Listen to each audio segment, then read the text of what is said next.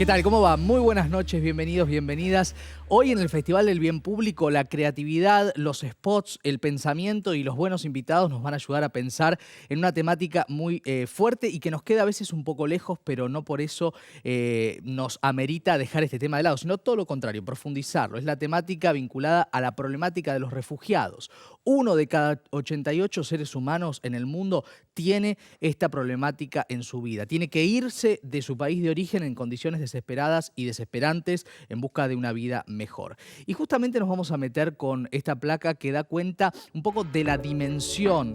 Más de 89 millones de desplazamientos forzados se registraron en el mundo en 2021. Claro. Datos totales del año. Un récord histórico que se agravó aún más con la guerra en Ucrania, elevando esa cifra a 100 millones. Y justamente, claro, la guerra en Ucrania nos volvió a poner sobre la mesa esta situación, ¿no? Ucranianos y ucranianas, fundamentalmente hombres, padres de familia, acompañando a sus esposas e hijos a la frontera con Polonia, en lo que significó esto. Pero claro, uno puede pensar en las imágenes que vienen desde el mar Mediterráneo, en las imágenes de todos aquellos que tratan de, por ejemplo, llegar a Europa o a otros países. Vamos a hablar de Venezuela, claro, todas estas complicaciones que se dan en el mundo. Y a partir de esta cifra, 100 millones, la acción del primero de los spots puntualiza en esta problemática a partir de ese número, 100 millones.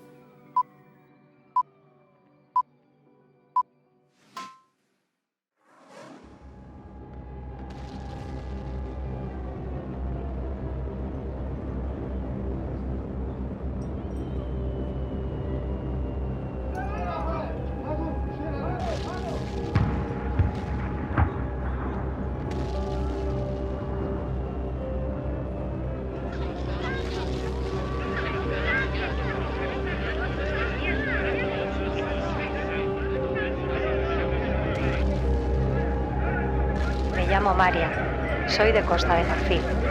Allí me obligaron a casarme y me practicaron la ablación cuando era una niña. Soy Paulina y durante la Guerra Civil me refugiaba con mis 4 hijos en la estación de Pacífico. Mi nombre es Minguer, soy de Siria y perdí a 2 de mis hijos al caer un proyectil sobre nuestra casa.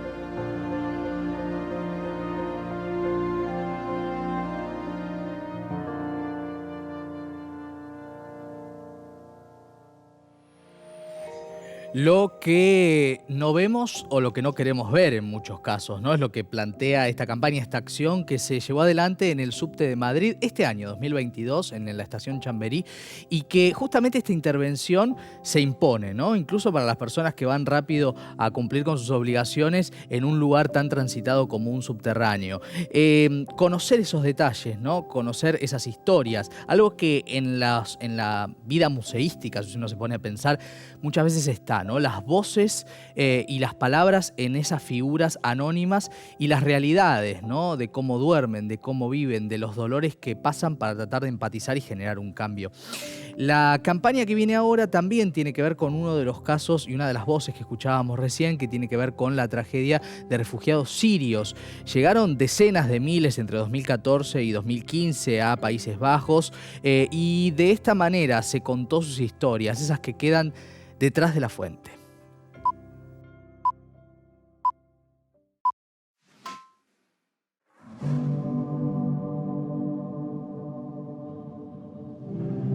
We didn't feel safe in my country, I had a lot of bombs around my house, on my building. so I came here. But here I realized that I have to start from scratch.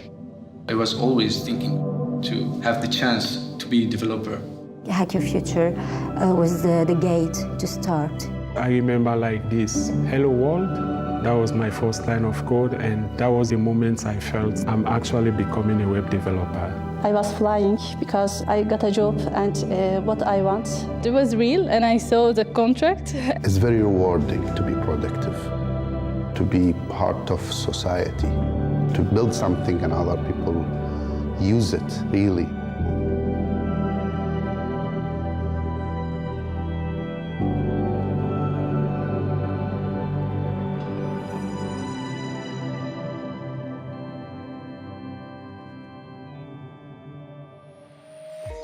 Claro, porque muchas veces hablamos de números y no hablamos de las historias. Detrás de los números hay historias, son tragedias cotidianas de muchas personas que cuenta esta campaña. Algunos datos sobre ella. Se llama Detrás de la Fuente, el autor es Hack Your Future, realizada en Europa en el 2020 por la agencia de Ámsterdam 72 Ansani.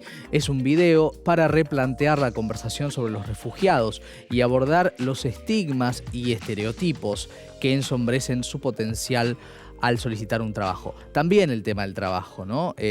Una vez que, en el caso de que se pueda llegar a un país, ¿no? Poder insertarse en esa sociedad con los derechos humanos garantizados, ¿no? Eso que muchas veces se dice desde muchos estrados, pero no se garantiza. Vamos a conocer un poco más sobre la gesta de esta campaña y sobre esas voces que aparecen detrás de la fuente. Entre 2014 y 2015, decenas de miles de refugiados llegaron a Países Bajos, huyendo principalmente de la guerra en Siria. Hack Your Future es una escuela de capacitación para refugiados cuyo objetivo es que se conviertan en desarrolladores web y de software. Las historias son celebradas en esta campaña por 7 retratos de graduados del programa Hack Your Future, quienes, además de encontrar su vocación, ayudaron a construir algunas de las páginas web y aplicaciones más utilizadas del mundo para descubrir estas historias de vida. La campaña nos invita a ir detrás de la fuente, literalmente. Además, busca replantear la conversación sobre los refugiados y abordar los estereotipos y el estigma que ensombrecen su potencial al buscar un trabajo. El programa es gratuito y tiene una duración de 7 meses. Después de la campaña, 13 nuevas empresas se pusieron en contacto con Hack Your Future para contratar graduados y patrocinar el programa.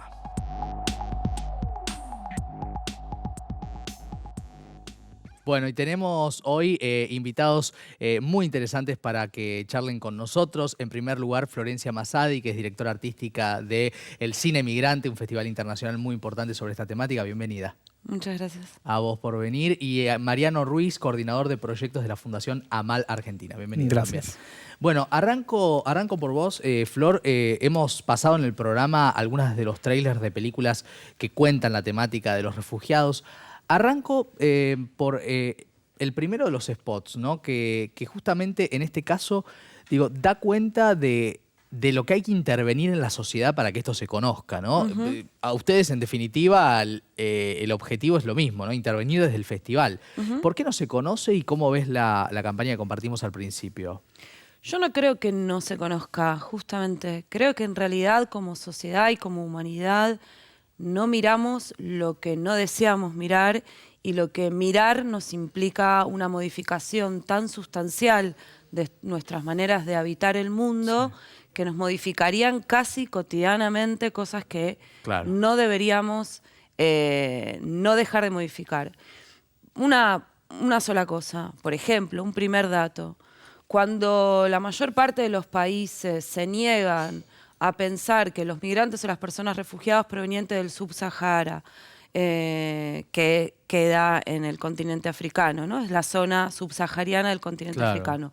No pueden ingresar a los países, ¿sí? Haciendo todas las vejaciones habidas y por haber que hay. Deberíamos replantearnos si, por ejemplo, estamos dispuestas y dispuestos a no utilizar tecnología. La mayor parte de los migrantes subsaharianos provienen de una zona que está intervenida por las mayores potencias económicas y que desestabilizan sus gobiernos y sus economías por extraer, por ejemplo, el coltán. El coltán es lo que posee la batería de todos los celulares y las cuestiones electrónicas y tecnológicas que nosotros tenemos. Sí. Entonces mi pregunta ¿es realmente que nosotros no vemos las vejaciones que nosotros producimos o es que viéndolas deberíamos modificar nuestras actitudes de vida? Claro, entonces habría que cambiar la pregunta y decir por qué miramos para otro lado. Y ahí sumo a esto, ¿qué te generó a vos ver esta acción que se hizo en el subte de Madrid?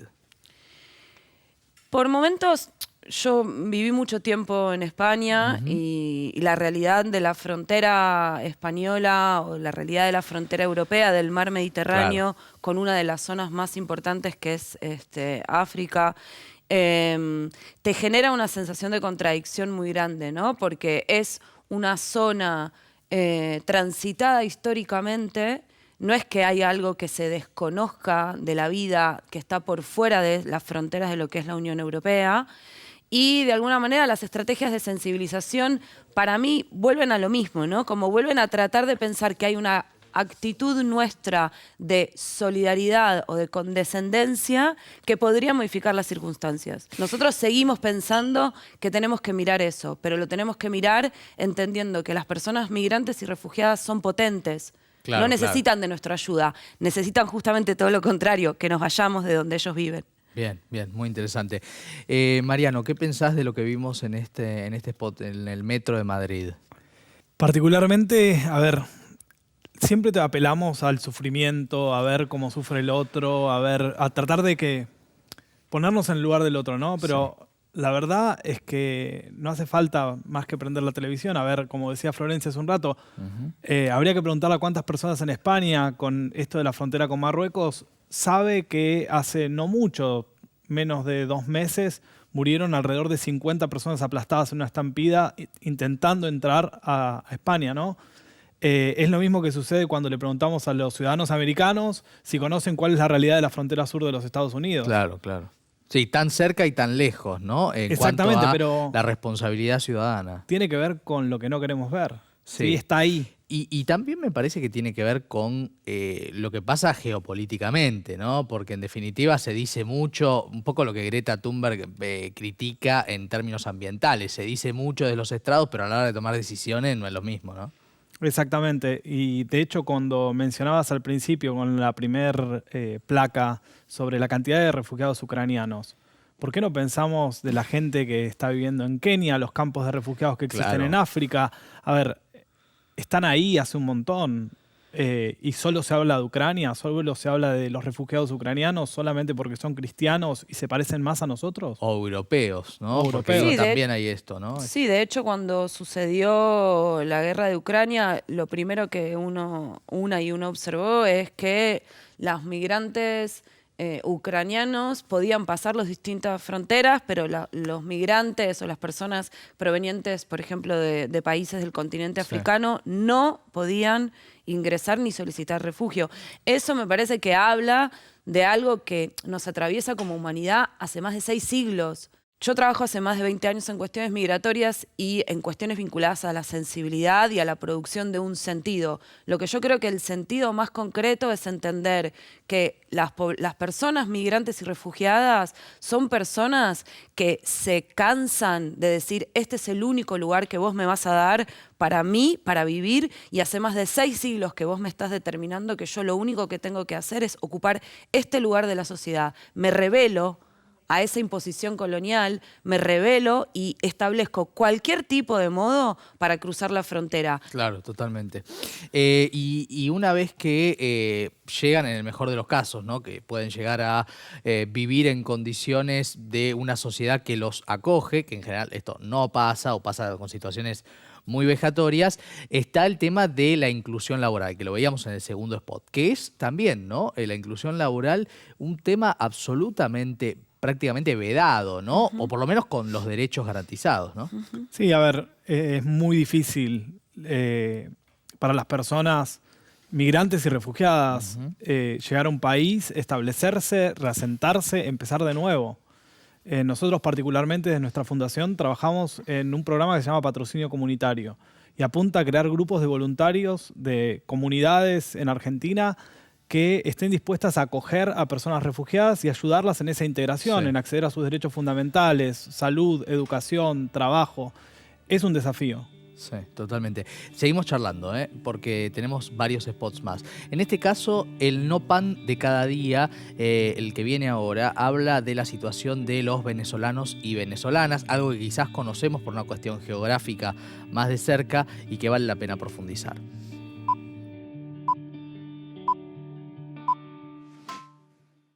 To Greg Segal, a photographer who's travelled around the world to produce a visual guide to the issues of obesity, food, trends and change. Greg Segal is a renowned photographer for his Daily Bread project, which shows the food abundance kids eat around the world. But there's a diet that only a few people know, the diet of a child who must leave his country.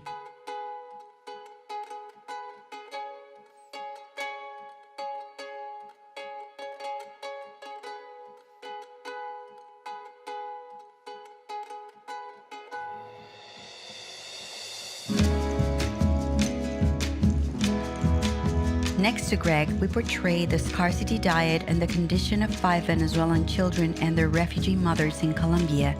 Part of the story that I haven't really focused on yet is those kids around the world, like the Venezuelan refugees, who are not getting enough to eat.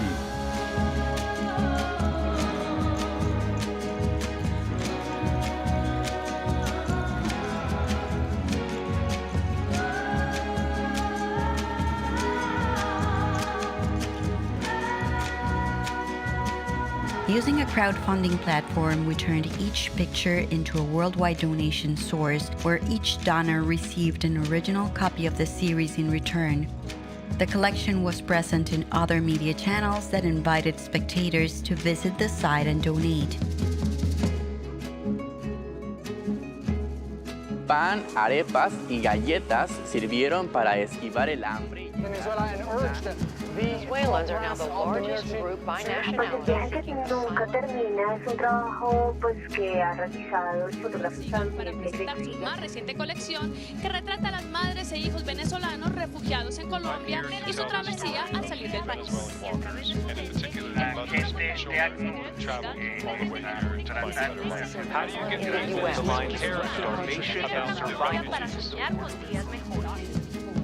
This project seeks to reach more countries, to portray the food shortage other refugees face, and to be able to gain the attention and help of the entire world.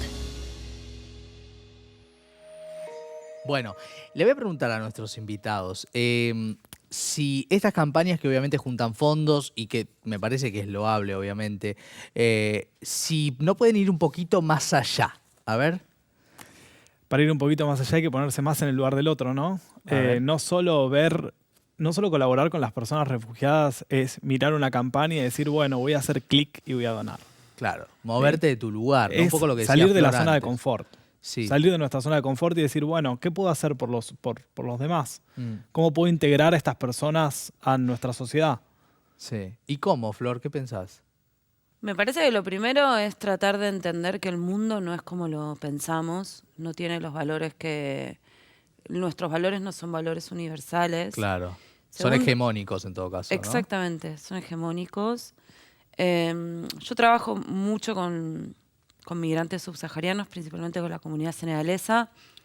Y la realidad, y creo que también entendiendo lo que nos pasó como humanidad en tanto y en cuanto a la pandemia, es que tenemos mucho menos diríamos, como respuestas que certezas, ¿no? Parece que evidentemente Occidente ha impuesto una forma de hacer la vida que no está para nada buena, claro. Que tiene un límite muy concreto y de alguna forma me parece que lo más importante es abrirnos y dejarnos invadir por eso que no conocemos, sin controlar absolutamente nada. Interesante, ¿no? Porque me parece que hablábamos al principio del programa, esta cosa de no ver, si es más fácil no mirar, ¿no es cierto?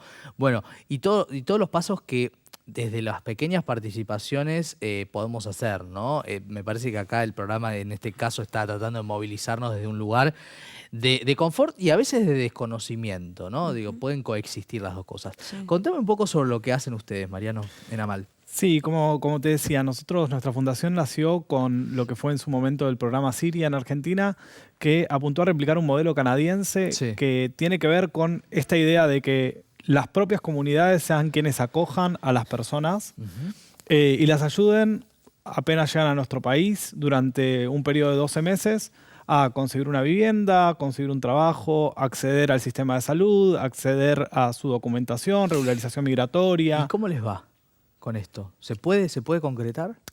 Lo que sorprende en Argentina es que la gente es muy solidaria. Sí. Somos un país que tiene una base de migrantes, ¿sí? Claro. Si nos ponemos a ver atrás en nuestra historia familiar, seguramente encontramos a alguien que llegó en un barco, como en algún momento dijeron desafortunadamente, pero la verdad es que somos un pueblo de migrantes y eso hace que nuestra sociedad sea mucho más abierta a la migración. De hecho, nosotros tenemos más facilidad en crear grupos en ciudades que son más pequeñas y son pobladas mayoritariamente por migrantes internos, personas que vienen de otras provincias y habitan, por ejemplo, San Martín de los Andes, Trelew. Así que bueno, lo que nosotros hacemos es preparar esos grupos para la recepción de estas familias y en general los ayudamos a entender cómo es el camino migratorio, el duelo migratorio de la persona cuando arriba, acceder a los servicios que existen en nuestra sociedad para poderse establecer de una manera satisfactoria. Una cosita que quería decir en relación a lo que estaban diciendo.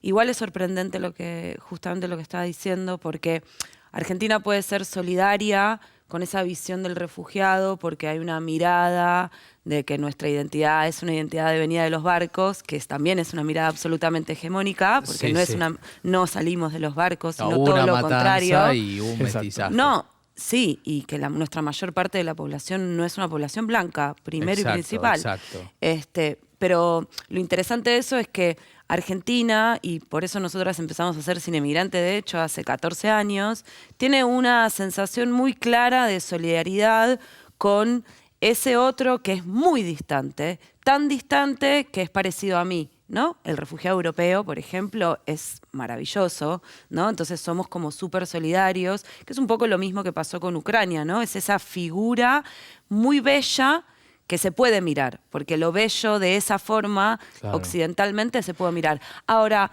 ¿qué pasa con las poblaciones que viven en el conurbano bonaerense, que son migrantes bolivianos, que reprime la policía permanentemente? Sí, hay una hipocresía y hay una estigmatización y hay como, leo en lo que vos decís y me parece muy interesante además que lo estés contando desde tu conocimiento, porque yo lo puedo opinar desde mi lugar de conductor.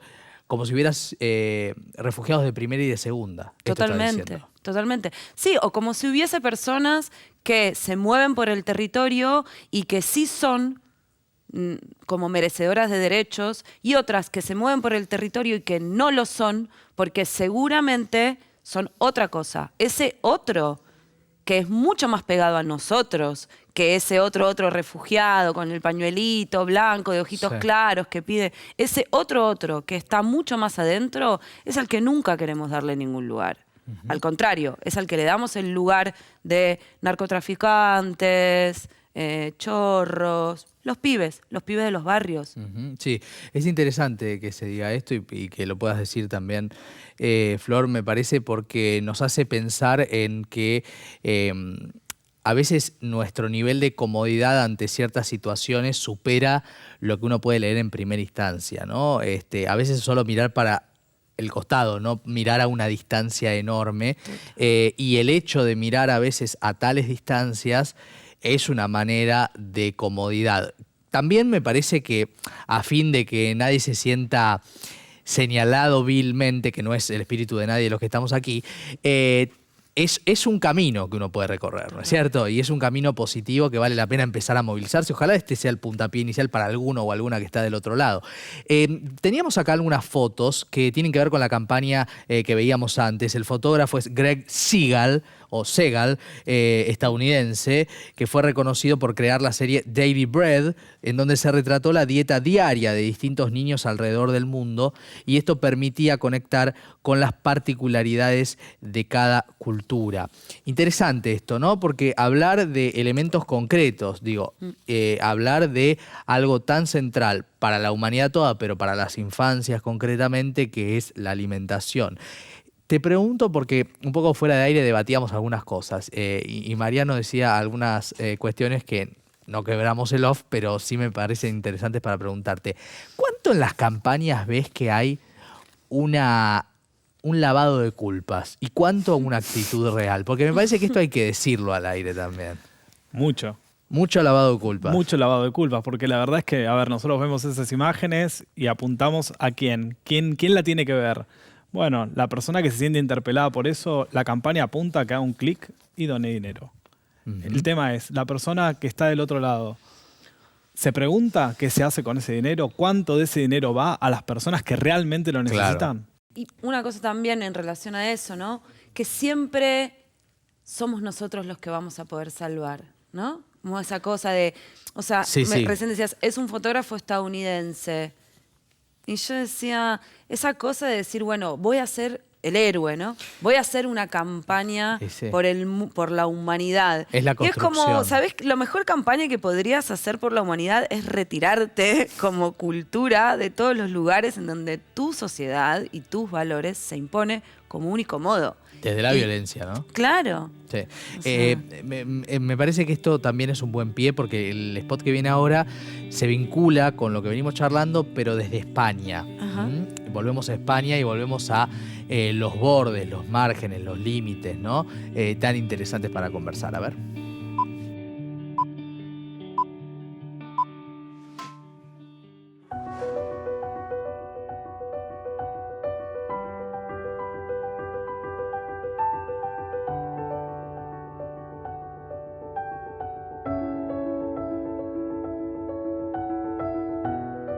Estaba en Marruecos y tenía que huir con mi hija a España para darnos protección yo y mi hija.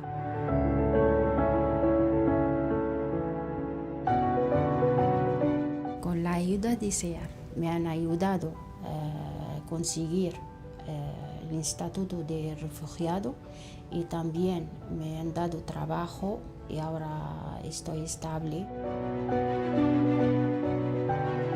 Desde que el mundo es mundo, los platos se han ido cambiando y se fue cambiando según las personas, según los sitios, de dónde venían, y esa es la cocina en general, es un mestizaje continuo. Me gusta la cocina y me han ayudado para hacer mi sueño realidad.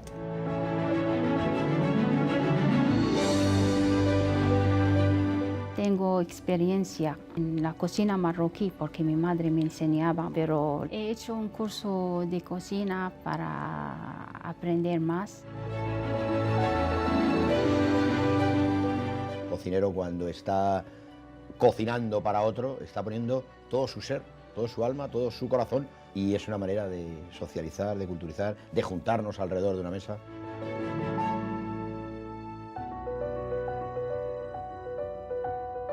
Me deseo hacer mi propio trabajo, montar un bar, comida marroquí y también española, porque me encanta cocinar, me apasiona.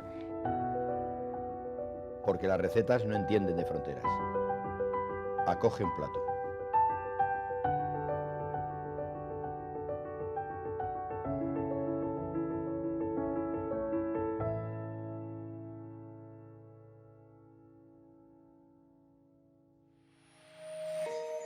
Bueno, váyase a dormir tranquilo, querido español, después de ver este spot, ¿no es cierto? Se podría subtitular de esta manera. Sí, a ver, sí, Flor. totalmente. No, es de nuevo lo mismo, ¿no? Como la relación fronteriza, Ceuta, Melilla, es una relación histórica. Marruecos es el país limítrofe de España, ¿no? Como la mayor, lo que mal llaman menas, que son como todos los menores que cruzan la frontera y que luego quedan en las distintas ciudades tratando de viven juntos. La policía los hostiga permanentemente, los golpea, los detiene. Y en ese contexto, te pregunto, ¿esta campaña qué aporta? Y esta campaña aporta que cada uno se sienta un poquito mejor en su casa y decir como, bueno, ¿no? Como si tengo culpa, las lavo de esta forma. Pero después sale y en la puerta tiene un chico menor, marroquí, que logró meterse en un camión, en una rueda, en la parte de atrás de la rueda del camión y cruzar. Y lo golpea o le dice que está bien que la Guardia Civil lo detenga. Sirve para eso. Esa es la realidad. Para eso sirve. Ahora, les pregunto, como para ir cerrando, si los convocan para una campaña, ¿qué hay que decir? ¿Cuál es el mensaje que sí? A ver. El mensaje que sí sería cambiar nuestra forma de votar en algunos, o sea, que la sociedad cambie la forma de que a la hora de votar, por ejemplo, piense un poco más cuál es la posición de su país con respecto a la política exterior en el mundo, con quién nuestros países se alían, con quién comercian. ¿Comerciamos con países que respetan los derechos humanos de las personas o con países que persiguen la libertad de expresión, persiguen a las mujeres, persiguen a las personas LGBT? ¿Estamos haciendo bien las cosas? O sea, ¿qué podemos hacer de nuestro lugar? No solo hacer clic y votar y donar dinero para lavar nuestras culpas, sino también tenemos que tomar una responsabilidad un poco mayor y ver, bueno, quiénes nos dirigen el rumbo de nuestros países y cuál es la política exterior que está impulsando el país con respecto a otras potencias. Algo que sí es, porque hemos visto varias de esas grandes películas que se presentan, es el Festival Cine Migrante que dirigís, Flor, que arranca ¿cuándo? El 20 de septiembre, aquí en la Ciudad de Buenos Aires, del 20 al 29 de septiembre. Bien, ¿alguna cosita que quieras adelantar de lo que se viene? Sé que las películas en general, además de necesarias, son de muy buen nivel, porque no es que uno dice, bueno, toca un buen tema. No, lo toca con buen nivel artístico. También quiero destacar esto, porque hemos pasado acá algunas películas escalofriantes. Algo que quieras destacar de la programación que se viene. Creo que Cine Migrante hace mucho tiempo, justamente cuando vos recién preguntabas sobre qué hacer, lo que muestra es la potencia, no la despotencia, sino todo lo contrario. La posibilidad de hacer mundo por fuera de la imposición de este mundo.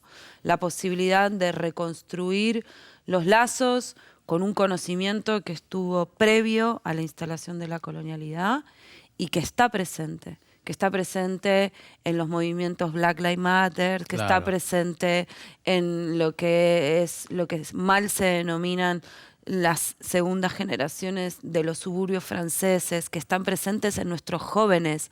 Ahí hay un conocimiento ancestral que dice que hay una manera de hacer mundo que tiene que ver con respetar la diversidad, claro. Con entender que el ser humano no es el centro del mundo, que hay una relación entre nosotros y el resto de las existencias. Así es. Que no existe una posibilidad de enriquecimiento por encima de la naturaleza.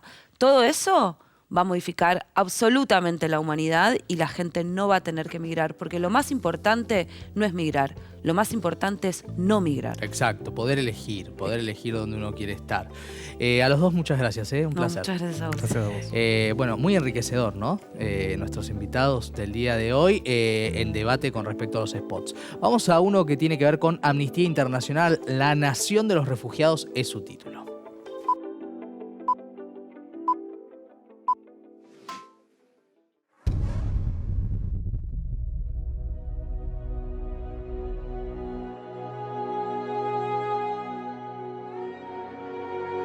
These refugee athletes have no national team to belong to. They have no flag to march behind. They have no national anthem to be played. Therefore, we will welcome these refugee athletes to the Olympic Games with the Olympic flag and with the Olympic anthem.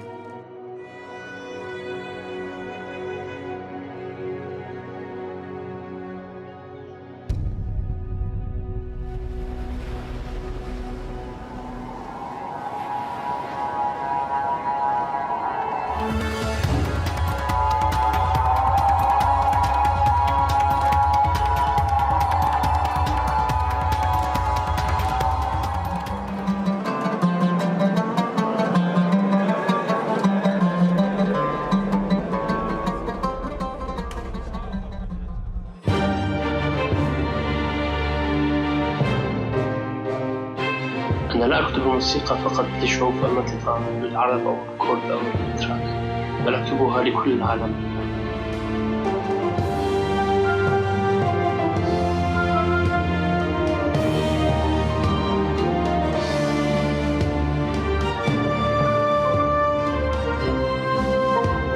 Black and orange is a symbol of solidarity with all these brave souls that had to cross the sea to look for safety in a new country. Since I had to wear one, also I have a personal engagement with these with the live vest, with these two colors.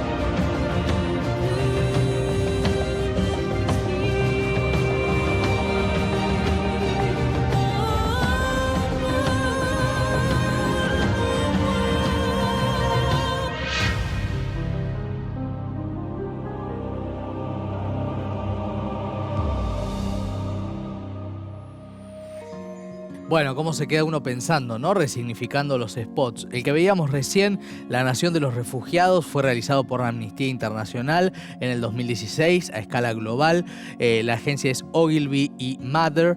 Es una acción integral. Ganó el Gran Ojo a Mejor Idea Latina para el Mundo y el Grand Prix en Los Leones por el bien público en Cannes, entre otros. Y su objetivo fue crear una nación simbólica para ofrecerles nuevas oportunidades a los más de 65 millones de refugiados y unir el mundo en apoyo de esta causa. Bueno, ojalá se logre, ¿no? Como hablábamos recién con nuestros invitados, implica muchos movimientos, ¿no? Que son generales y particulares, digo, de cada uno de los individuos. Vamos a conocer un poquito más de esta campaña. Para las Olimpiadas de Río 2016, 10 atletas de 4 naciones integraron el primer equipo olímpico de atletas refugiados, creado por el Comité Olímpico Internacional en colaboración con ACNUR. Se unieron bajo una bandera y una sola esperanza. De esta manera se buscó crear una nación simbólica para defender el derecho a un hogar de todos los refugiados. La bandera está inspirada en el chaleco salvavidas que usan los refugiados al cruzar el mar y fue diseñada por Yara Said, una refugiada de origen sirio. El himno fue escrito por el compositor Mutaz Aryan, un refugiado sirio que actualmente vive en Estambul, dado que la crisis de los refugiados es un problema global. Justamente, Aryan decidió crear un himno sin palabras para resonar más allá de las fronteras.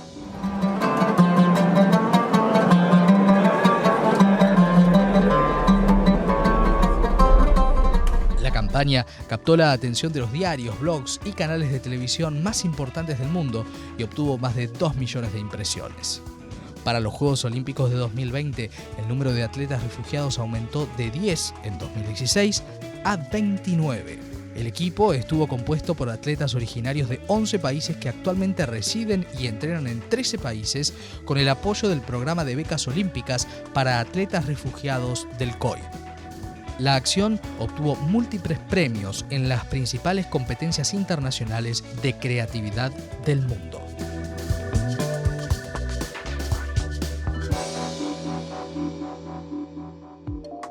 Y hablar de refugiados permite también hablar de la obra del artista y activista chino Ai Weiwei. Esto que ven acá, que se hizo una muestra con las mismas obras en diferentes dimensiones, pero las mismas obras en Fundación Proa, ha recorrido el mundo la propuesta de este artista chino, que lo que hace es hablar también, desde algo que vamos a compartir en el próximo bloque, de la temática de los refugiados. Y lo hace dando cuenta justamente del impacto que tiene en la vida de los seres humanos esta problemática que venimos abordando en el programa de hoy.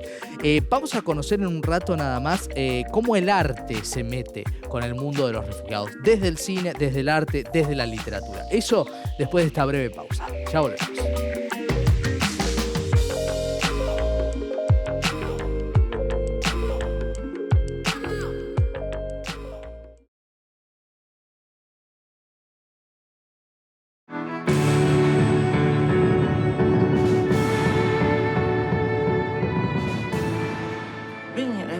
Is much more than a political status. It is the most pervasive kind of cruelty that can be exercised against a human being. You are forcibly robbing this human being of all aspects that would make human life not just tolerable but meaningful in many ways. The more immune you are to people's suffering, that's very, very dangerous. It's critical for us to maintain this humanity.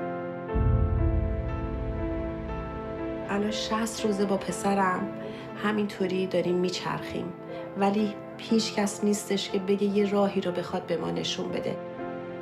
کجا برم زندگیمو شروع کنم؟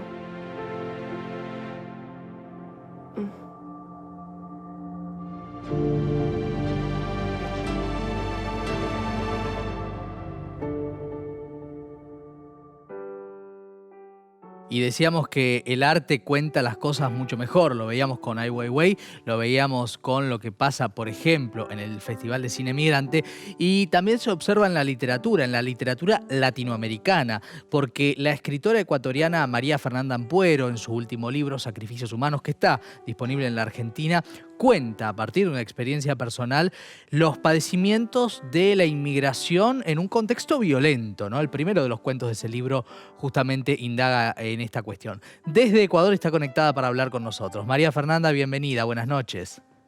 Hola, buenas noches, muchas gracias por la invitación. Un placer recibirte. Evocábamos y recordábamos con el equipo de producción tu literatura porque justamente vos hiciste ficción a partir de una experiencia personal muy difícil en España, ¿no? Como inmigrante y con dificultades incluso con la documentación, que es una problemática muy habitual, ¿verdad? Sí, realmente creo que es algo que podría ser material para muchas historias terroríficas. A veces confundimos el terror con lo sobrenatural, con lo que viene del ultramundo y con lo que viene de espacios de la malignidad, y a veces no pensamos en las personas que están cerca de nosotras que por una situación realmente que no es de ilegalidad, sino que es de un tema administrativo, de documentos, tiene todas las vulnerabilidades del mundo, está casi presa en nuestro país y se le puede hacer de todo. Por eso el libro se llama Sacrificios Humanos, ¿no? La gente que es un poco descartable y que se ofrece para el dios del consumo, del capitalismo, de seguir produciendo delirantemente lo más barato posible. Y eso se consigue pues explotando y teniendo como esclavos a los inmigrantes. Una situación que se ve en diferentes partes del mundo, ¿no? Pero en Europa más que especialmente, ¿no? Con esa búsqueda de una vida mejor. Bueno, lo veníamos observando a lo largo del programa, lo que sucede, ¿no? Las violencias varias. Y vos, quiero volver a este cuento, ¿no? Porque vos contás una situación, obviamente que es del género del terror, basada en hechos reales, pero que imagino que también entre tus conocidos y conocidas debe haber generado mucha evocación de escenas reales. Sí, bueno, yo llegué a España en el 2005 y estuve 2 años indocumentada. Con lo cual, ya sabes, nuestra profesión, ser periodistas, ser escritores, era pues una profesión inútil completamente. Y a mí se me ocurrió, de las miles de maneras que se me ocurrieron para ganar dinero, una de ellas fue pues escribir biografías de personas, ¿no? De repente alguien quería dejarle como un legado a su familia, una historia importante o su vida, y se me ocurrió que yo podía facilitarle eso a la gente. Puse un anuncio y me contactó efectivamente una persona. No voy a hacer spoiler del cuento, que también está bastante exagerado, pero a partir de esa experiencia y a partir de lo que viví, del terror que viví, de sentirme completamente abandonada por todo el sistema, por el Estado, por la policía, por mi propio país, nadie me iba a buscar, no era nadie, no tenía ni documento. Se me ocurrió crear un personaje de asesino en serie xenófobo. Claro. Alguien que secuestra inmigrantes bajo el precepto de ayudarlos, a darles trabajo y digamos, disfrazado de bondad, claro, y de ayuda al prójimo, ¿no? Claro. ¿Y qué pasa con, insisto en esta pregunta, qué pasa con la repercusión de esas historias cuando las escribís? ¿Qué te cuentan otras personas sobre, seguramente, experiencias que vivieron? Es difícil. Yo creo que cada emigrante, y Argentina tiene mucha historia de inmigración y de emigración. Yo creo que cada inmigrante tiene un cofre secreto en su espíritu, o llámalo como quieras, donde hay historias que no va a poder ser capaz de contar nunca, ¿no? De las cosas que sintió, de las cosas que vivió al ser extranjero. Ser extranjero es una de las situaciones más peligrosas y devastadoras y angustiosas que puede sentir un ser humano, porque acuérdate que extranjero viene de extraño. Entonces somos el otro, ¿no? Para una sociedad. Piensen ustedes en su migración paraguaya o boliviana, ¿no? ¿Cómo se considera a esas personas el otro? El otro que quita el trabajo, el otro que acepta un trabajo por monedas, ¿no? Siempre hay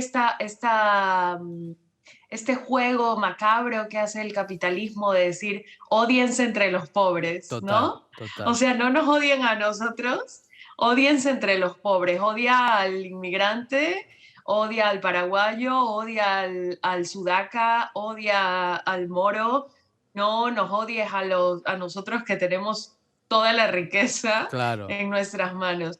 Y entonces yo creo que todas las personas con las que yo he hablado, que han leído el libro Sacrificios Humanos, han sentido removido ese cofrecito del que te hablaba, donde tienen guardada su historia personal, única, que tiene mucho dolor y que yo creo que hay que meter en un cofre para seguir viviendo. Total.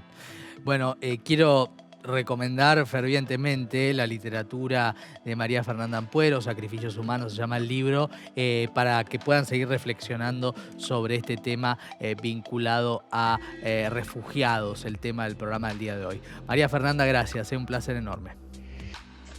Un gustazo siempre verte y un abrazo a todas y todos los argentinos y argentines que nos están escuchando. Muchas gracias. Y así cerramos el programa del día de hoy, un programa potente, fuerte, que nos abre la mirada sobre un conflicto no menor. La semana que viene hay más. Muchas gracias. Chau.